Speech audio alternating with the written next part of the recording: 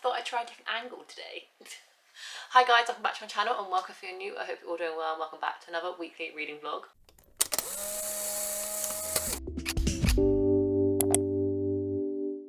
It is Monday. I have hopes for this weekly reading vlog, emphasis on weekly. Fingers crossed it'll actually turn out to be a weekly reading vlog, but as of a little cliffhanger from last week's weekend reading vlog, I managed to finish this on my lunch break today, so yay. Starting off Monday strong, having read like the last 100 pages of this morning and on my lunch break. I'm giving this a 3.5 stars. I did actually really enjoy it. I enjoyed it more than I thought I was going to, and it's basically a Freaky Friday book. Not really retelling, but just inspired by Freaky Friday, the Disney film. Two women kind of switch lives after they have like a drunk night and they drink loads of vodka, like sangria, that has like this magic vodka in it. And they're both mums, and one is a stay-at-home mum who literally spends her entire time kind of chartering around different kids, helping other mums out, making sure all her food's organic and naturally home cooked, and just she is like the perfect stay-at-home mum. And then the other mum that she switches bodies with is a really corporate working mum. She has her own company. She's a CEO of her own company, of this productivity company, and she has like she's go. Her husband doesn't help her. She has 2 kids. She looks after them all. She does everything of the house, and sometimes she slips. Sometimes she gives them fast food. Sometimes she lets them watch the TV because she just is so solely focused on her career. Both mums hate each other because they think the other mum is doing parenting and like mumhood wrong, and then they switch lives and they kind of have this eye-opening experience that everything they do is good enough, everyone has their own reasons for what they're doing, etc, etc. And I really did like the message is behind this, that everyone is doing as good a job as they can and no one should kind of be critiqued or criticised on how they parent their kids, etc, etc. So yeah, enjoyed this one very much more so than I thought I would. The writing was easy to kind of follow along with. I like the fact that you obviously got dual perspective and you kind of had the inner monologue of both mothers of kind of how they're coming to realise that the other mother is kind of like doing all right, and that they've kind of like misjudged them. So yeah, overall, stop rambling Rachel, it was a good book. I gave it 3.5 stars.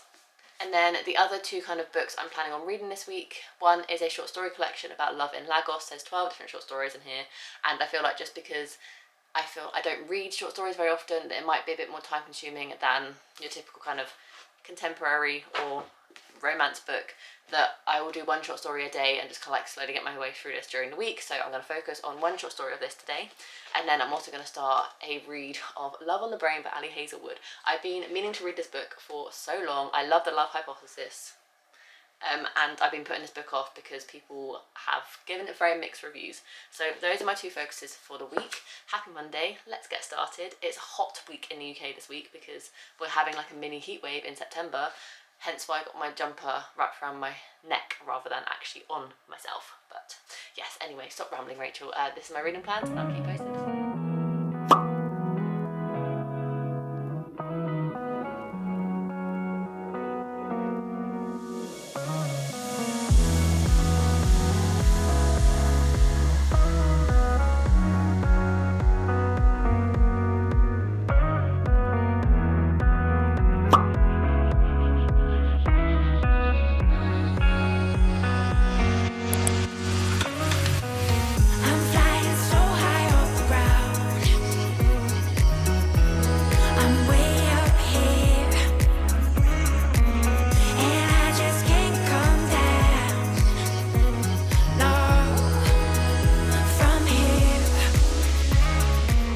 Tuesday evening. As you saw, I went on a little walk on my lunch break and sat down in the local park and listened to some of my book that I'm currently reading, which I haven't talked to you about because I decided to start it today, and that's Period Power by Nadya Okatomo, I want to say is how I pronounce the author's name.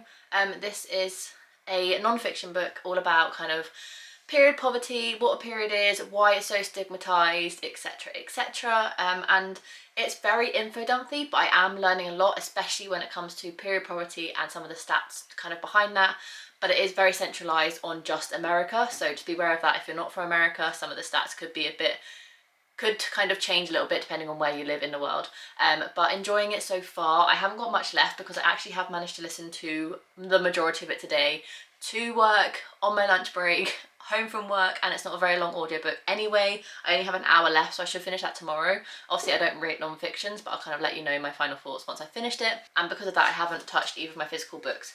Mark has started playing his game for the night. He'll be playing that game for the rest of the year, I feel like. So I feel like I'm going to have a very, very good end to the reading year if he continues up the amount he's playing his game, which is fine. And it will definitely give me more motivation to read, because what else am I going to do during that time when he plays his game in the evening? I'll read. So I need to read the second short story in this one. I read the first one yesterday. It was 26 pages, and that was all about the kind of woman who cuts off her husband's penis after he kind of tries to sell her to a different man to try and get them lots of money. Very short story. Obviously it's a short story collection, but this is why I don't like short stories, because I feel like there's so much more you could explore with each short story that they could turn into full novels, and I feel like I just don't get what I want out of a short story. But the first one was good. It was a kind of very to the point, short. I don't know what else to say about it.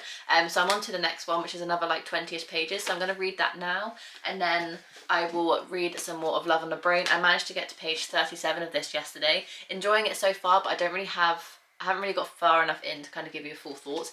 So yes, it is Tuesday and I'm in the middle of 3 books, so that is quite a lot, but I'm hoping I can finish all of them by the end of the week. Definitely Period Power I'll finish tomorrow on my commute to work. Actually no, I'm not commuting tomorrow. I'll try and finish it tomorrow. I'm working from home tomorrow because my car is in service, but I will try and read a bit more of these tonight and let you know how I get on tomorrow. So yes, let's see what the night has in store for me.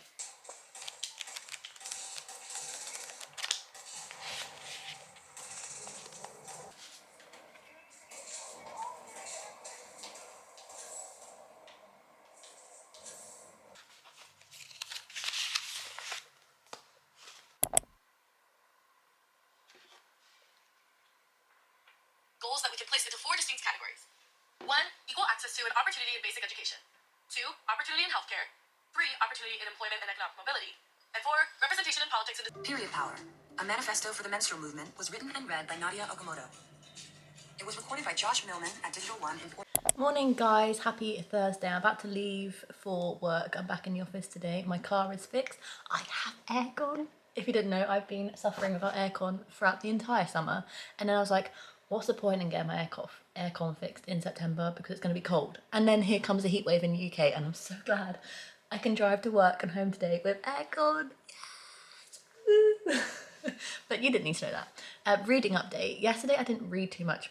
There was a lot going on in my brain that didn't help me read.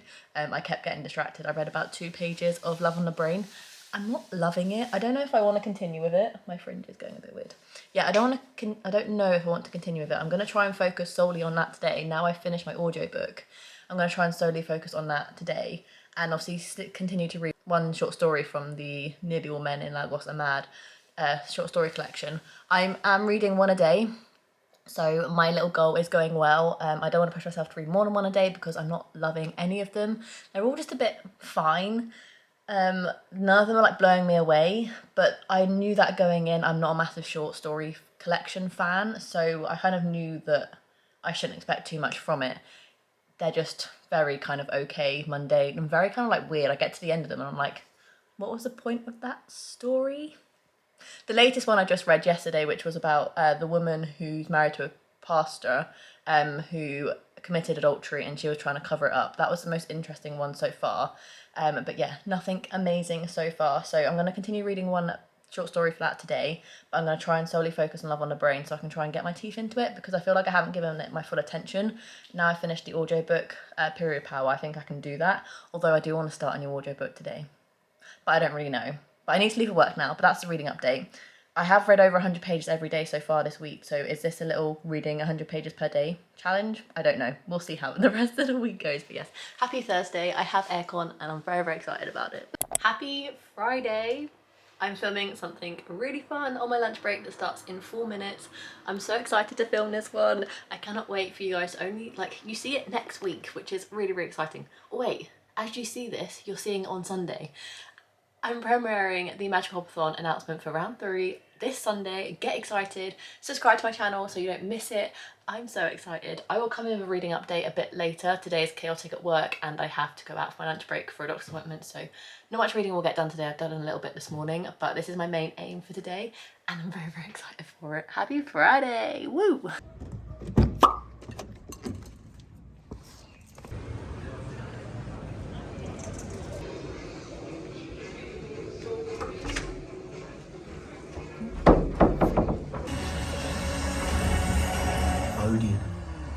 We make movies better.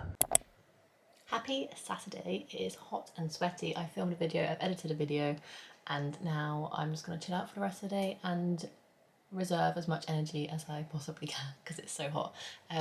But coming in with a reading update, I didn't really read much at all yesterday. I should probably have it on my tripod, but I can't bother. I didn't read my short story. It's the first day this week that I haven't managed to read a short story, so I'm going to try and read 2 of these today and catch up. And then I only read like, oh god, I don't even know, maybe like 30ish pages of Love on the Brain, but I managed to get past the 100-page mark. I think the reason why I don't love this book or haven't loved this book starting it is because I hate enemies to lovers as a book trope. I just hate the angst. I just don't like it. Unpopular opinion, I know, but I just don't like enemies to lovers. But now they're kind of no longer enemies. I'm enjoying it a little bit more. So I'm hoping I can read a good chunk of this today. I'm on page 104, so hopefully I can get 2 short stories done and read a big chunk of this while Mark plays his game in the dark all day because it's so hot. We've like closed all our blinds and our curtains and stuff to try and like keep the heat out. But I was going to update you on something. Oh yes, our evening plan for tonight I'm very, very excited for. It's a pizza movie sleepover night. I'm so excited. So we decided to have pizzas. I'm going to make chocolate melt in the middles because they're Mark's favourite dessert, and we're going to blow up our new airbed that we got a couple of weeks ago and bring all our bedding downstairs, put the airbed up against the sofa, and then have like a movie night on the airbed with all our snacks. I got pick and mix from Tesco this morning, and then we've got popcorn and chocolate buttons and M&Ms, and it's just going to be like the perfect evening. So I will take you along for that as well, but I'm really excited for a movie night. That'll probably start at like 5, 6ish, but it is only like 12:30, so I have plenty of the day ahead of me to get a lot of reading done, which I'm going to do now. Go join Mark while he plays his game. Now I've got a video sorted and edited, so yeah, all the important stuff's done for the day. Now it's time to chill out in the dark and read. What have we got? Oven filter. Best thing first. Think what? I'm so excited! Play that tonight. Oh. And Baking soda. All the joys. And the most exciting thing, is it the 960 one? Yeah, looks like it. Yep. My new water bottle! There you go. sweaty hands. Oh my god. It's huge! Aha. That's a good size water bottle. Girthy. Isn't it? I'm like, how does this work? Because it hasn't got any like, just like a ring to hold, I guess. Can't go down. It's not focusing on you. It's very straight. There we go. It's the fake Hydro flask. It's Hydro Pal. The short story I just read was the best one yet. It was called, oh god, I don't even know. It's called this one. I can't pronounce that. Oedipus. Complex. Yeah, I don't know how to pronounce that one. But best one yet for sure. Gonna read another one and then I'll start Love on the Brain. Sleepover time. Popcorn, M&Ms, chocolate buttons, pick and mix. I'm excited. Why's it always one? I'm just here to wrap up this vlog, so I hope you enjoyed it. It is now the following Monday. I didn't vlog anything yesterday, I don't think, so I just thought I'd come in with a last minute reading update before signing off this vlog and starting my next week's reading vlog, because I think I'm back in the vibe of weekly reading vlogs, yes. So I got to over halfway in Nearly All Men in Lagos Are Mad, and every time I read a short story I'm like, yeah, it was good, but it's nothing special, so I do feel like I will probably be giving this like a 3-star.